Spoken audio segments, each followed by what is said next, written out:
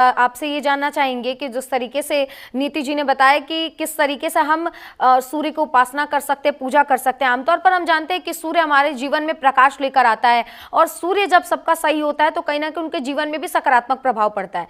लेकिन एक महीने में ये दूसरा सूर्य ग्रहण, ऊपर से आज ये जो साल चल रहा है ये मंगल का साल है, नौवा, नौ पूरा अगर हम इसको जोड़ते हैं तो बनता है, और ये महीना भी नौवा ही चल रहा है, सितंबर का। इस लिहाज से अगर हम देखें न्यूमरोलॉजी के हिसाब से तो ये सूर्य ग्रहण कितना इंपॉर्टेंट और कितना प्रभावशाली, और जो बाकी के राशियां बच गई हैं जैसे कि मेष राशि और कुछ ऐसी राशियां जो बच गई हैं, इन पर क्या प्रभाव पड़ेगा? देखिए, राशियों से कहीं ज्यादा जैसे न्यूमरोलॉजी के हिसाब से मंगल का साल है, हम्म। और आज रविवार को ही सूर्य ग्रहण का भी प्रभाव है। यानी कि भारत में रविवार की रात्रि है, सूर्य ग्रहण का प्रभाव है। तो ये सबसे ज्यादा राशियों से कहीं ज्यादा लोगों में रोगों की उत्पत्ति बढ़ाएगा। जैसे सूर्य नेत्रों का कारक है, जिन लोगों को धुंधला दिखने की या नेत्रों से संबंधित विकार है वो बढ़ने लग जाएंगे, चाहे वो कोई सी भी राशि के व्यक्ति हो। सूर्य हमारे हृदय पर भी प्रभाव देता है। सूर्य का जो प्रभाव होता है हृदय रोग बढ़ाना, जैसे आजकल हाइट के आप देखेंगे यहाँ से आगे जिन लोगों की कुंडली में सूर्य नीच राशि के हैं तो उनको पाचन बिगड़ने लगेगा, पित्त की विकार बढ़ने लगेंगे, हृदय रोग बढ़ने लगेंगे।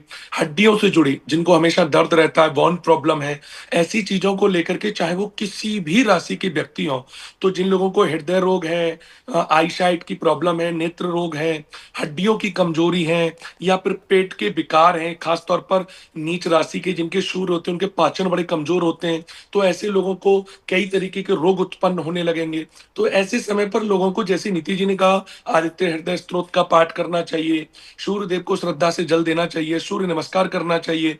चाहे प्रभाव भारत में नहीं है, हम्म। सूर्य ग्रहण भारत में सूतक पातक नहीं लग रहे हैं, लेकिन दान पुण्य सूर्य ग्रहण का हमें नहीं लगेगा। इसके अलावा हम सूर्य की उपासना के निमित्त हम साधना कर सकते हैं। आने वाले 10-15 दिन जब तक पूर्णमासी आती है, हम नित्य सूर्य की उपासना करें जिससे हमारी सूर्य प्रबल हो। एक और चीज हम कर सकते हैं, चाहे ये सूर्य ग्रहण दूसरे देशों में है, प्रभाव पूरी धरती पर है। हम्म। जिन लोगों की कुंडली में सूर्य पीड़ित हैं, या जिनके पिता पुत्र के संबंध खराब चल रहे हैं, या जिनकी कुंडली में सूर्य और राहु एक साथ हैं जिसको सूर्य ग्रहण कहा जाता है, या जिन लोगों की कुंडली में सूर्य चंद्र एक साथ है, जैसे आज भी एक साथ हैं, इसको अमावस्या दोष कहते हैं, तो वो लोग 4 नारियल लेकर के किसी गंगा या यमुना पवित्र नदी में विसर्जन कर दें, तो ऐसे हम्म। लोगों को बहुत ज्यादा लाभ होगा। हम्म। जिनके लोगों की कुंडली में सूर्य पीड़ित है, पीड़ित सूर्य वाला व्यक्ति आत्मबल की कमी से जूझता है, हमेशा उसको समाज में प्रतिष्ठा नहीं मिलती है, तो ऐसे लोगों के लिए आज अवसर भी है। जी। ठीक है, ठीक है। तो जाहिर सी बात है, देखिए किन किन नियमों का पालन करना ये भी बहुत जरूरी है, और सावधानियां तो हम लोगों को बरतनी है, लेकिन क्या क्या सावधानी बरतनी है ये विस्तार से हम आपको बता रहे हैं। हमारे साथ डॉक्टर नीतिशा भी जुड़ गई, ज्योतिष आचार्य जानी मानी, उनका भी रुख कर लेते हैं। और मैम, पहले तो आपका बहुत बहुत स्वागत है। और आज का ये विशेष दिन, जब 15 दिन में चंद्र ग्रहण और सूर्य ग्रहण दोनों लग रहा है, क्या विशेष प्रभाव और क्या हमें देखने को मिलने वाला है अगर हम राजनीति या व्यापार की बात करते हैं तो? जी देखिए, सूर्य हमारी आत्मा का कारक है, सूर्य हमारी सत्ता राजनीति का कारक है, सूर्य जितने भी जॉब सेक्टर्स है उनका कारक है। तो सूर्य पूरी तरह से आत्मबल को दिखाता है जब सूर्य को ग्रहण लग रहा है। और सूर्य का ग्रहण सिर्फ सूर्य का अकेला नहीं है, उस दिन अमावस्या होती है, चंद्र ग्रह भी सूर्य के साथ ही साथ होते हैं, और इस समय तो बुध भी उनके साथ है।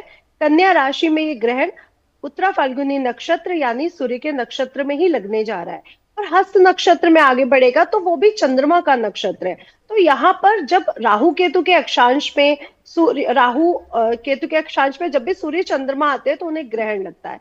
तो यहाँ पर जब ग्रहण लगेगा, और अगर हम भारत की कुंडली की बात करें तो पंचम भाव में ग्रहण लगेगा। पंचम भाव गद्दी है, सत्ता है, और पूरी तरह से जनता भी है, हमारे बड़े बड़े कनेक्शंस भी हैं। तो ये ग्रहण हमारे भारत में इम्पैक्ट डालेगा। हमें देखने को मिलेगा कि बहुत से राजनेता कहीं पर अपनी गद्दी छोड़ रहे हैं, तो कहीं बीमारी के कारण उनके साथ कुछ वाद विवाद हो रहे हैं। जैसे कि बिहार इलेक्शन भी आने वाले हैं, बिहार इलेक्शन को लेकर के भी हमें बहुत सी कंट्रोवर्शियल न्यूज सुनने को मिल सकती है। और भारत के अगर पूर्वी क्षेत्र की बात करूं तो पूर्वी क्षेत्र इस समय बहुत सेंसिटिव वाला है। यहाँ पर बड़ी बड़ी दुर्घटनाएं, बड़े बड़े भूचाल आना, या फिर कोई ज्वालामुखी या जंगलों में आग लगना, क्योंकि देखिए सूर्य अग्नि तत्व है और चंद्रमा जल तत्व है, तो फायर एलिमेंट और वाटर एलिमेंट दोनों एक्टिवेट हुए हुए हैं। और ये साल भी मंगल का है और 9वां महीना चल रहा है, तो फायर एलिमेंट और वाटर एलिमेंट दोनों का एक्टिवेशन ये दिखाता है कि कुछ बड़े भूचाल या बड़ी दुर्घटना के संदेश हमें मिल रहे हैं।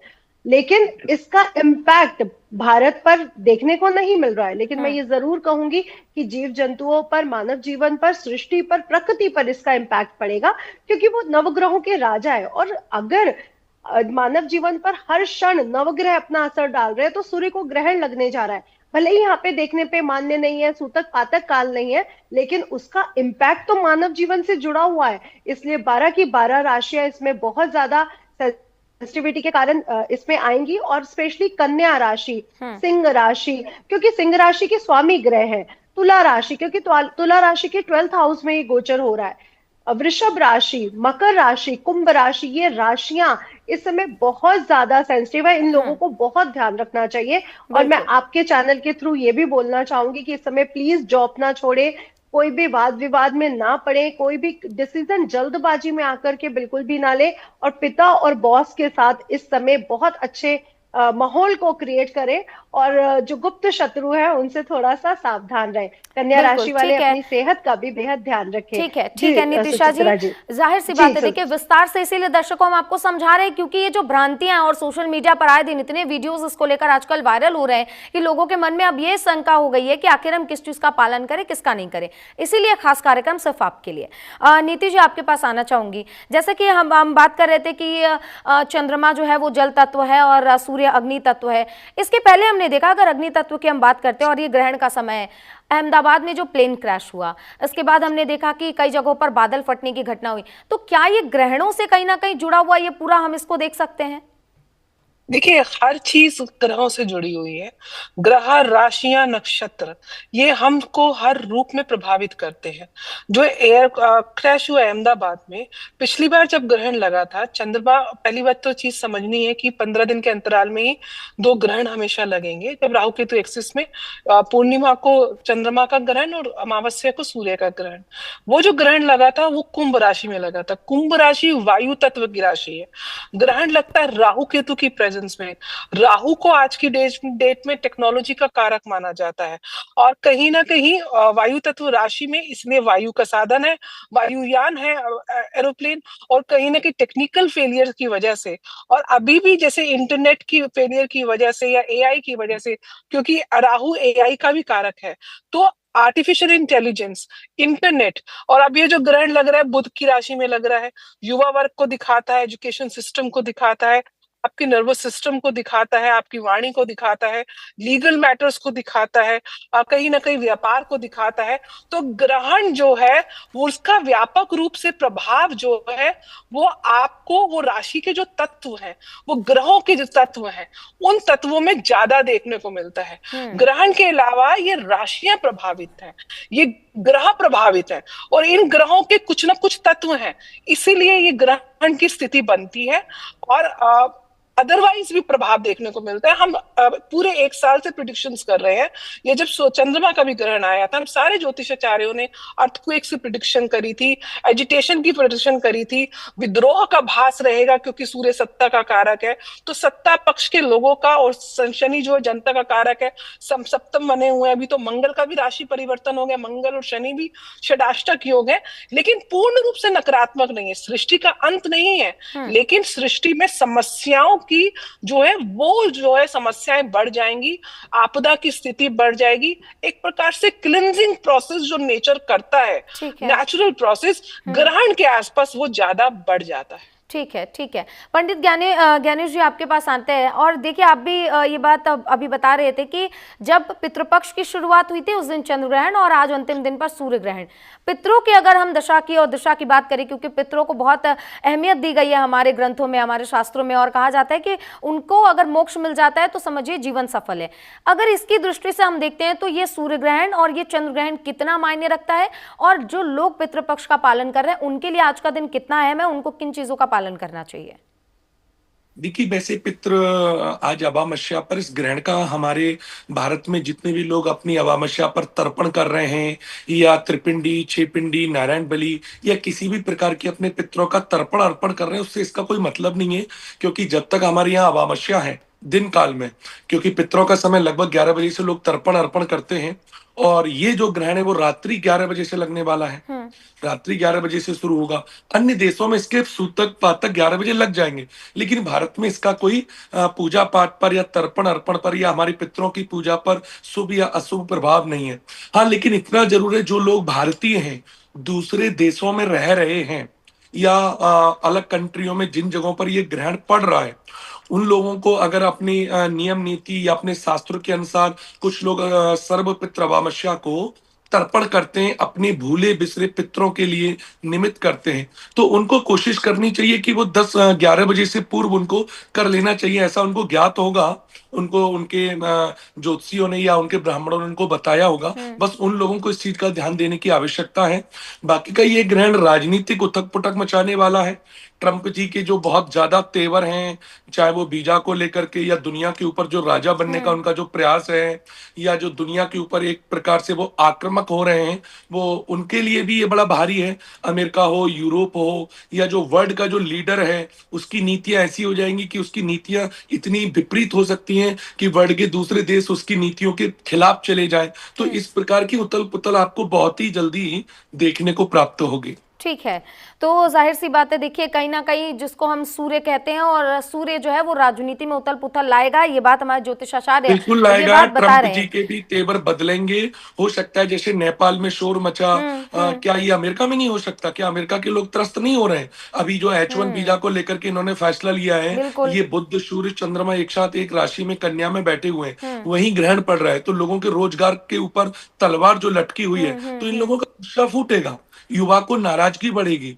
सूर्य जैसे चंद्रमा आया तो लोगों को मानसिक विकार हुए, चंद्र ग्रहण में दिमागी परेशानियां हुई। नेपाल में आप ही के चैनल पर हमने भविष्यवाणी की बिल्कुल थी। बिल्कुल बिल्कुल जी जी। बिल्कुल तो ज्ञानी जी, सूर्य ग्रहण में भी ये इस प्रकार की तो चीजें रहेंगी, दर्शकों लोगों में देखिए जिस उग्रता तरीके से ये बढ़ेगी, तमाम रोष चीजें बढ़ेगा। चल रही हैं, और पिछले दिनों हमने देखा अमेरिका किस तरीके से दादागिरी कर रहा था, इन चीजों को लेकर प्रेडिक्शन ये भी है कि अब जो H1B वीजा का जो फीस बढ़ा दिया गया है, कहीं ना कहीं इसको लेकर आक्रोश जरूर देखने को मिलेगा, क्योंकि कई लोगों की नौकरियां इस वक्त खतरे में है। उग्र, मैं आपको चलते चलते चैनल पे फिर बोल रहा हूँ, दोनों हाथ ऊपर करके, अमेरिका में अग्निकांड होना या भारत में अमेरिका के खिलाफ अन्य देशों में अग्नि, इस बार जितने भी जितने भी लोग ये जो हम करेंगे अपने देश के खिलाफ, तो अग्निकांड, गाड़ियों को जलाना, ट्रकों को जलाना, थानों में आग लगाना, अग्नि से जुड़ी चीजें बहुत बड़ा रूप लेंगी। पुतला फूकना, और वो अमेरिका में भी होना है, खासतौर पर ऑस्ट्रेलिया, अमेरिका, फिजी, यूरोप, इन देशों में ज्यादा चीजें आपको देखने को मिलेंगी। तो देखिए दर्शकों, किस तरीके से पंडित ज्ञानेश जो है वो ये भविष्यवाणी भी कर रहे हैं कि इन सब का असर कहीं ना कहीं अमेरिका पर देखने को मिलेगा, और वहां के युवाओं में भी देखने को मिलेगा, आक्रोश जरूर बढ़ेगा, और अग्नि से जुड़ी चीजें इस बार ज्यादा देखने को मिलेगी, इसलिए आपको भी सावधान रहने की जरूरत है। नितिशा जी, आपके पास आना चाहूंगी। आप राजनीति की बात कर रही थी, और एक बहुत इंटरेस्टिंग सा विषय है बिहार का चुनाव। आप कह रही है कि बिहार के चुनाव पर भी इसका असर देखने को मिलेगा। अगर आज हम एक प्रेडिक्शन आपसे मांगते हैं बिहार चुनाव को लेकर, आज सूर्य ग्रहण का दिन भी है, कहीं ना कहीं इसका असर राजनीति पर भी पड़ेगा, तो बिहार के चुनाव में जिस तरीके से उथल पुथल और भाषाओं की जो मर्यादा लगातार गिरती जा रही है, गाली गलौज प्रधानमंत्री तक उन तक भी पहुंच चुकी है, क्या लगता है किसके तरफ पलड़ा भारी होने वाला है इस चुनाव में? सुचित्रा जी, बहुत ही अच्छा क्वेश्चन है बिहार इलेक्शन को लेकर के। पहली बात तो मैं बोलूंगी, बिहार इलेक्शन सबसे ज्यादा कॉम्प्लिकेटेड एक हिस्ट्री क्रिएट कर रहा है। क्या वो हिस्ट्री रहने वाली है कि यहाँ पर कब क्या हो जाए पता नहीं चलेगा। जस्ट लाइक एकता कपूर के एक सीरियल की तरह ये सोप एपिसोड्स हो सकते हैं, जैसे कि कब क्या खबर आ रही है, कब क्या हो रहा है, जनता कब किसकी तरफ खिंचती हुई नजर आ रही है, ऐसे बहुत से न्यूज हमें सुनने को मिलेंगे। लेकिन इस बार पलड़ा दोबारा से बीजेपी एनडीए का ही भारी होता हुआ नजर आ रहा है। हाँ, इसके साथ एक प्रिडिक्शन मैं और जोड़ूंगी कि नीतीश कुमार जी नहीं बनेंगे सीएम। उनके बोर्ड चार्ट में जो स्थितियां हैं वो काफी डाउन होती हुई नजर आ रही है, हेल्थ वाइज भी, और मेंटल हेल्थ और फिजिकल हेल्थ दोनों ही इस बार बहुत डाउन दिख रहा है। तो मुझे नहीं लगता कि वो इस बार सीएम बनेंगे, लेकिन भाजपा एनडीए दोबारा रिपीट होगी तो और देखिए एक नया दर्शकों, एक चेहरा रिपीट बहुत होगा। बड़ी भविष्यवाणी इस वक्त डॉक्टर नीतिशा कर रही है हमारे चैनल के माध्यम से कि सीएम नीतीश, कई लोगों के मन में ये बात उठकर आ रही थी कि क्या सीएम नीतीश ही दोबारा से सीएम बनेंगे। 20 साल तक का उनका ये लंबा जो कार्यकाल रहा है, लेकिन सीएम नीतीश जैसा कि डॉक्टर नीतिशा बता रही है वो सीएम आगे नहीं बनने वाले हैं। तो अब मैम एक और चर्चा का विषय यहाँ पर बन जाता है कि आखिर सीएम कौन बनेगा।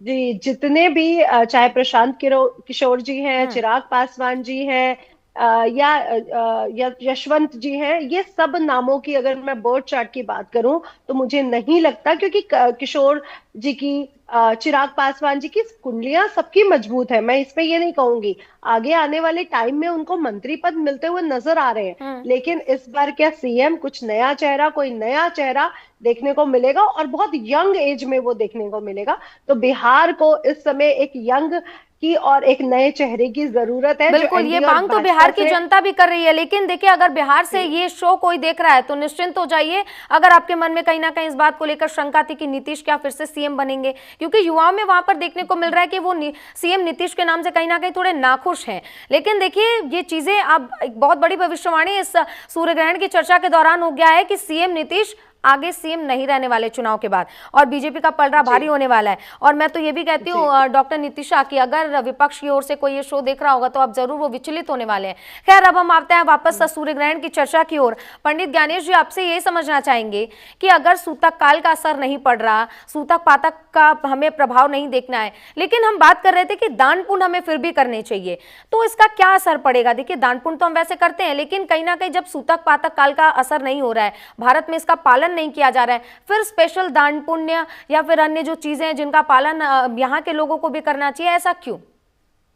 नहीं, यहाँ के लोगों को कोई दान पुण्य, सूतक पातक, मंदिर के कपाट, यहाँ तक कि अगले दिन आपको अपनी जो खाने की चीजें हैं वो भी दूषित नहीं होंगी, क्योंकि यहाँ पर जिस समय ग्रहण होगा वो रात्रि होगी। तो निशा काल में पड़ा हुआ ग्रहण का प्रभाव उन देशों में नहीं आएगा जहां निशा, निशा मतलब रात्रि है, जहां पर सूर्य का प्रकाश है या सूर्य का प्रभाव है, उन्हीं देशों पर खाने की जैसे चीजों को हम चंद्र ग्रहण में ढक रहे थे, या फिर हम दान पुण्य कर रहे थे, उन्हीं देशों में नियम बनता है। लेकिन जैसे मैंने शुरुआत में बोला, आपने भी उस चीज को माना कि ये सूर्य एक है, पृथ्वी एक है, हम पृथ्वीवासी एक हैं, चाहे हमारे विचार, हमारी सरहदें अलग अलग हैं, लेकिन ईश्वर की तरफ से एक प्रकृति, एक सूर्य है। तो दान पुण्य जैसे जिन लोगों के सूर्य पीड़ित हैं या जिन लोगों की कुंडली में सूर्य कमजोर हैं, वो लोग अगले दिन सुबह जग करके भी दान पुण्य कर सकते हैं। आज अमावस्या है, अपने पितरों के निमित्त भी दान पुण्य करेंगे लोग। सबसे ज्यादा जो दान पुण्य होता है वो अमावस्या के दिन होता है। लोग गौशालाओं में भी जाके दान पुण्य करने लगे। अभी आप देखेंगे पूरे भारत में सुबह 10 बजे से लोग गौशाला में, जो 6-6 महीने भी नहीं जाते हैं, वो भी लोग गौशालाओं में, मंदिरों में दान धर्म पुण्य, दूध का दान, ब्राह्मण भोजन, गौ सेवा, गंगा स्नान। हरिद्वार का नजारा देखिए, वहां पर लोग स्नान कर रहे हैं। तो दान पुण्य करना हमारी दिनचर्या में रोज शामिल है, लेकिन सूर्य ग्रहण का दान करना है ऐसा जरूरी नहीं है, या उसका कोई ऐसा शास्त्रों में विधान नहीं है, क्योंकि ये सूर्य ग्रहण रात्रि में, और रात्रि में दान करने का महत्व नहीं है। ठीक है, तो जाहिर सी बात है, देखिए दर्शकों, रात्रि में दान करने का कोई महत्व नहीं है, लेकिन देखिए दान पुण्य तो करना चाहिए, जो हमारे जीवन में हमेशा से सकारात्मक प्रभाव हमारे लिए लेकर आता है। कहीं ना कहीं ये भी कहा जाता है कि दान ऐसा करना चाहिए कि दाहिने हाथ से दान करो तो बाएं हाथ को भी पता ना चले। तो दान जरूरी है, आने वाले जीवन में भी आपके लिए बहुत जरूरी है। नीतिशा जी, आपसे मैं जानना चाहूंगी कि स्पेशली जिस तरीके से हम बात कर रहे हैं कि कहीं ना कहीं नकारात्मक असर ज्यादा पड़ेगा, क्योंकि सूर्य जो है हमारे जीवन में ऊर्जा लेकर आता है। अगर हम कपल की बात करें, अगर हम शादीशुदा जिंदगी की बात करें, या जिनकी नई शादियां हो, तो क्या उनको इस साल शादी करनी चाहिए? क्योंकि कहीं ना कहीं लोगों के मन में भ्रांति है कि कई बारी आपदा हम देख रहे हैं, जो इस साल बहुत सारी आपदाएं लेकर आया है, कहीं प्लेन क्रैश, कहीं तबाही। तो क्या ये जो लास्ट के 2 महीने बच रहे हैं, नवंबर और दिसंबर का, क्योंकि जब तक हरी उठनी एकादशी नहीं होगी उसके बाद से शादियां हम शुरू करेंगे, तो क्या शादी इस साल करनी चाहिए लोगों को? और जो नए कपल है उनको अपने रिश्ते को बचाने के लिए, सुधारने के लिए और क्या चीजें करनी चाहिए? बहुत ही अच्छा क्वेश्चन पूछा सुचित्रा जी आपने, क्योंकि लोगों के मन में ये आ रहा होगा, क्योंकि हम लोगों ने इस साल बहुत कुछ देख लिया, अजीब अजीब से न्यूज देख लिए। तो पहले तो मैं बोलना चाहूंगी कि तारा भी डूब रहा है, और जब श्री हरि विष्णु जागृत होंगे उसके बाद तारा भी डूब रहा है। तो शादी के इस बार के विवाह के जो डेट्स है वो बहुत कम है। इनफैक्ट 28 नवंबर से ही 15 दिसंबर तक कुछ डेट्स, स्पेशल डेट्स कुछ निकल रही है। लेकिन ये साल मंगल का है। जब 2025 को हम प्लस करते हैं तो मंगल क्या है? मंगल मंगलकारी भी है और अमंगलकारी भी है। मांगलिक कार्यों के लिए भी मंगल को ही देखा जाता है, और अमंगल, एक्सीडेंट, चोट चपाट, बड़ी बड़ी दुर्घटनाओं के लिए भी मंगल को ही देखा जाता है। तो मंगल जहां के पे मंगलकारी है वहां पे विवाह तो जरूर करवाएंगे, और लोगों को विवाह होने के इस बार चांसेस भी बहुत बन रहे हैं। तो आप जो लोग विवाह करने जा रहे हैं उन्हें डरने की कोई जरूरत नहीं है। आप विवाह कीजिए, क्योंकि जहां पर आप अपने फोटोशूट्स में अपने कपड़ों पे लाखों रुपए खर्चा करते हैं, डिनर पे लाखों रुपए खर्चा करते हैं, एक अच्छे एस्ट्रोलॉजर से अपनी कुंडली का पूरी अच्छे से रिसर्च करवाइए। आपको पता चलेगा कि किन चीजों का उपाय करना है।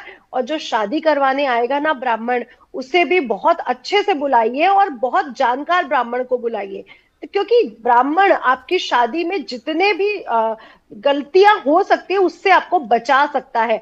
वो आपकी अगर विवाह को अच्छे से संपन्न कराता है तो वैसे भी ये मुसीबतें जो मैरिड रिलेशनशिप में आने देखने को मिलती हैं हम लोगों को, वो दूर हो जाती हैं। ये एक अच्छा ब्राह्मण ही करा सकता है। इसीलिए कहा जाता है कि शादी करते समय, खर्चा करते समय ये भी जरूर देखें कि आपकी शादी का वाला ब्राह्मण कौन है, ब्राह्मण कौन आ रहा है जो आपका विवाह करवा रहा है। इसलिए शादियां होने के चांसेस है, आप लोग शादी कर सकते हैं। लेकिन हाँ, दाम्पत्य जीवन के कुछ रिश्तों में खटास आती हुई भी नजर आ रही है, इसके लिए थोड़ा सा संभल कर रहे।